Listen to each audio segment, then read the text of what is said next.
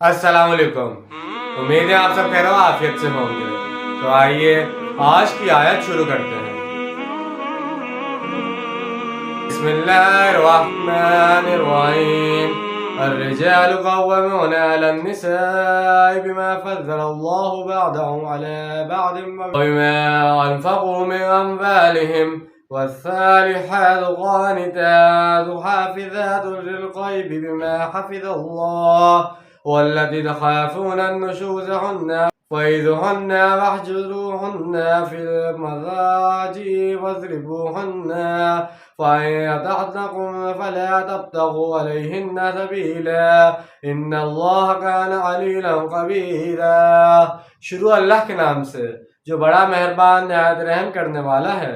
مرد عورتوں پر حاکم ہیں باسبب اس فضیلت کے جو اللہ نے بعض کو بعض پر دی ہے، اور باسبب اس کے کہ جو وہ خرچ کرتے ہیں اپنے مال، بس جو نیک بیویاں ہیں وہ اطاعت شعار ہوتی ہیں، غیب میں حفاظت کرنے والیاں اللہ کی حفاظت سے، اور وہ خواتین جن کے بارے میں تمہیں سرکشی کا اندیشہ ہو بس ان کو نصیحت کرو اور ان کو ان کے بستروں میں تنہا چھوڑ دو اور ان کو مارو، پھر اگر وہ تمہاری اطاعت کریں تو ان کے خلاف خامخواہ زیادتی کی راہ مت تلاش کرو۔ اسی سورہ مبارکہ میں آگے چل کر یہ الفاظ آئیں گے، کونوا قوامین بالقسط، عدل کو قائم کرنے والے بن کر کھڑے ہو جاؤ، جبکہ قائم اللہ کا مفہوم ہے کسی کے اوپر مسلط ہونا، یعنی حاکم اور منتظم ہونا۔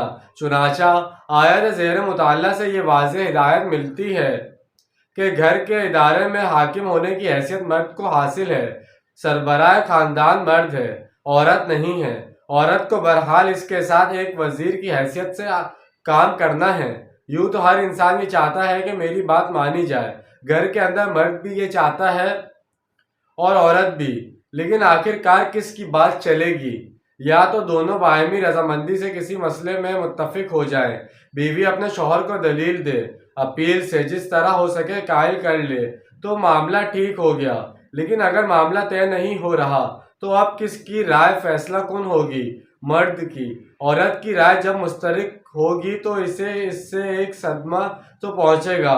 اسی صدمے کا اثر کم کرنے کے لیے اللہ تعالیٰ نے عورت میں نسیاں کا مادہ زیادہ رکھ دیا ہے، جو ایک سیفٹی ویلیو کا کام دیتا ہے۔ یہاں وجہ ہے کہ قانون شہادت میں ایک مرد کی جگہ 2 عورتوں کا نصاب رکھا گیا ہے، تاکہ ان میں سے کوئی ایک بھول جائے تو دوسرا یاد کرا دے۔ اس پر ہم سورہ بقرہ میں بھی گفتگو کر چکے ہیں۔ بہرحال اللہ تعالیٰ نے گھر کے ادارے کا سربراہ مرد کو بنایا ہے۔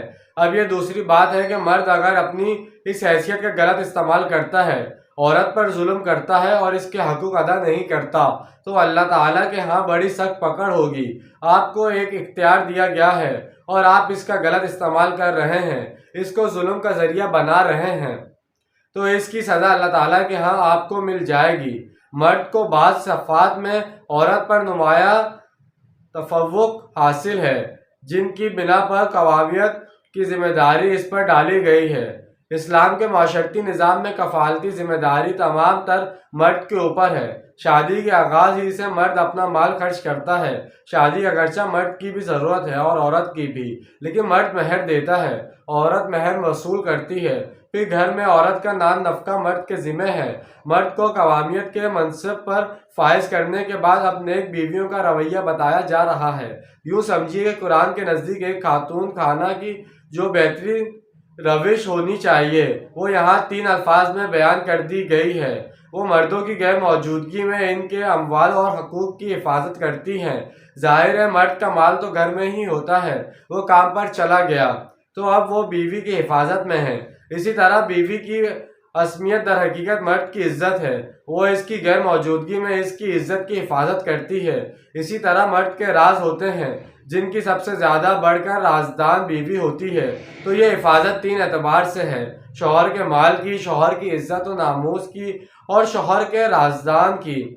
اصل حفاظت و نگرانی تو اللہ کے ہاں ہے، لیکن انسان کو اپنی ذمہ داری ادا کرنی پڑتی ہے۔ جیسے رازق تو اللہ ہے، لیکن انسان کو کام کر کے رزق کمانا پڑتا ہے۔ اگر کسی عورت کے رویے سے ظاہر ہو رہا ہو کہ یہ سرکشی، سرتابی، ضد اور دھرمی کی روش پر چل پڑی ہے، شوہر کی بات نہیں مان رہی بلکہ ہر صورت میں اپنی بات منوانے پر مؤثر ہے اور اس طرح گھر کی فضا خراب کی ہوئی ہے، تو یہ نشوز ہے۔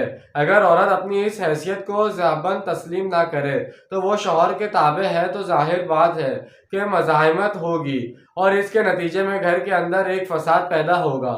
اسی صورتحال میں مرد کو قوام ہونے کی حیثیت سے بعض تادیبی اختیارات دیے گئے ہیں، جن کے 3 مراحل ہیں۔ پہلا مرحلہ سمجھانے بجھانے کا ہے، جس میں ڈانٹ بھی شامل ہے۔ اگر نصیحت و ملامت سے کام نہ چلے تو دوسرا مرحلہ یہ ہے کہ ان سے اپنے بستر علیحدہ کر لو اور اس کے ساتھ تعلق زن و شو کچھ عرصے کے لیے منقطع کر لو۔ اگر اب بھی وہ اپنی روش نہ بدلے تو مرد کو جسمانی سزا دینے کا بھی اختیار ہے۔ اس زمن میں حضور صلی اللہ علیہ وسلم نے ہدایت فرمائی ہے کہ چہرے پر نہ مارا جائے اور کوئی ایسی مار نہ ہو جس کا مستقل نشان جسم پر پڑے۔ مذکورہ بالا تادیبی ہدایات اللہ کے کلام کے اندر بیان فرمائی گئی ہے اور انہیں بیان کرنے میں ہمارے لیے کوئی جھجک نہیں ہونی چاہیے۔ معاشرتی زندگی کو درست رکھنے کے لیے ان کی ضرورت پیش آئے تو انہیں اختیار کرنا ہوگا۔ اگر عورت سرکشی اور سرتابی کی روش چھوڑ کر اطاعت کی راہ پر آ جائے تو پچھلی قدرتیں بھلا دینی چاہیے، اس سے انتقام لینے کے بہانے تلاش نہیں کرنے چاہیے۔ تو جیسے کہ آج ہم نے ایک آیت کا ترجمہ اور تفصیل بیان کی ہے، اس کے اندر بہت ہی خوبصورت انداز سے میاں بیوی کا رشتہ بیان کیا گیا ہے۔ امید ہے آپ سب اس پر عمل کریں گے اور آگے آنے والی نسلوں کو بھی اس کی نصیحت کریں گے۔ تو ملتے ہیں اگلی ویڈیو میں۔ اپنا ڈھیر سارا خیال رکھیے گا اور اپنوں سے زیادہ دوسروں کا خیال رکھیے گا۔ جب تک کے لیے اللہ حافظ، فی امان اللہ۔